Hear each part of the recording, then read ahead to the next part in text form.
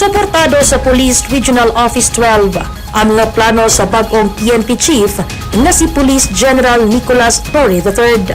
Gipadayag kini sa gihimong Command Conference sa Camp Crame, Quezon City niadtong Martes, Hunyo 3, 2025. Highlight sa aktibidad ang live simulation exercise nga gipresenta ni Police General Torre nga nagpakita sa iyang planong pag-implementar sa 3-minute police response time sa mga emergency calls pinaagi sa 911 nga nagtumong sa pagpakita sa paspas nga pag-aksyon sa mga pulis panahon sa peligroso nga mga sitwasyon ug mahimong sumbanan sa tinud-anay nga serbisyo sa tanang pulis sa tibuok nasod.